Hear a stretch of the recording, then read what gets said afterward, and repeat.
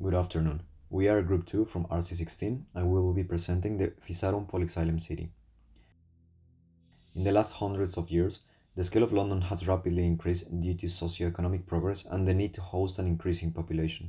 As a result, the relationship between humans and the environment is fractured. This phenomenon has led to several issues, such as the loss of biodiversity and the global pandemic. As a consequence, an increased number of city dwellers want to move out to the suburbs.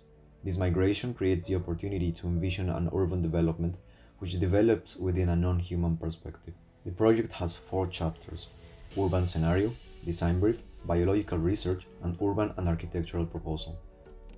By analyzing population density and green space distribution in London, a network was generated between the areas with low population density and high green space rate.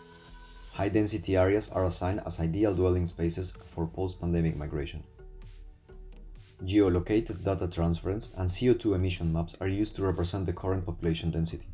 Afterwards, a proximity map is generated using both information sets. High-density spots represent destinations for human migration, which coincides with the estimation for ideal dwelling spaces location. Low population density and high green space rate are the 2 main factors considered for migration. We intend to use biological intelligence to explore the relationship between landscape and built environments in the post-pandemic age. Based on the previous chapter, London is analyzed using population and green space density. The city is divided into a 1 km square grid and assigned a scale ranging from low, medium, and high, respectively. These datasets are overlapped and a map consisting of 8 typologies is generated, each with a unique combination of population and green space density, allowing for the creation of targeted strategies which respond to the specific needs for each development.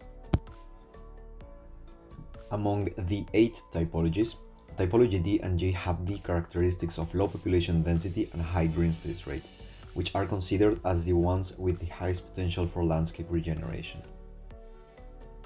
In order to create a set of regenerative strategies, the use of a biocomputer is proposed. Physarum polycephalum is a single-celled organism with no definite shape. This organism scavenges for food, then develops a richly branched network structure. Using this biological intelligence, previously selected points are assigned as food sources to reconstruct the urban landscape network.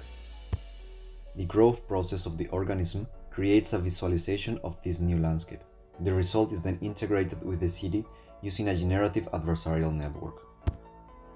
This machine learning process shows how the landscape will evolve in the next century. Afterwards, 8 representative areas are selected, based on the previously analyzed typologies.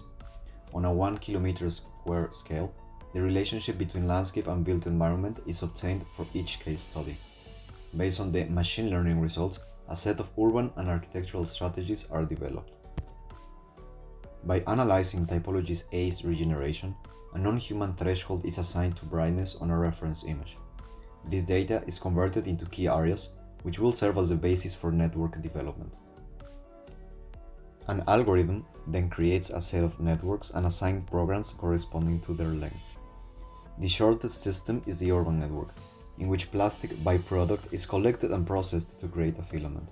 This material will be used by 3D printers to shape the new urban environment. At the same time, organic waste is extracted and processed by algae, which converts it into a nutrient-rich solution that can be transported through the landscape.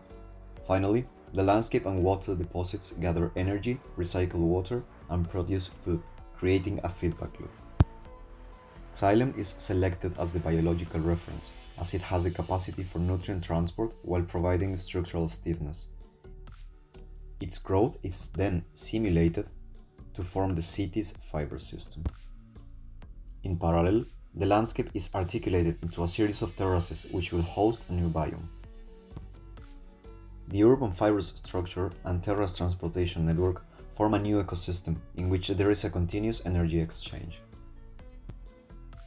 Using the results from the previous machine learning process and the existing network system, a second generative adversarial network produces a landscape visualization, and the proposal is materialized.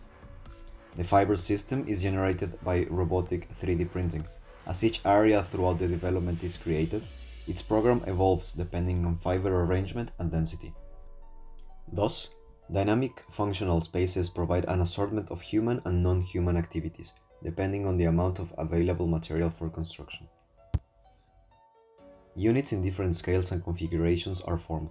These arrangements host a wide variety of activities needed for a development, evolving and adapting to its context and user needs.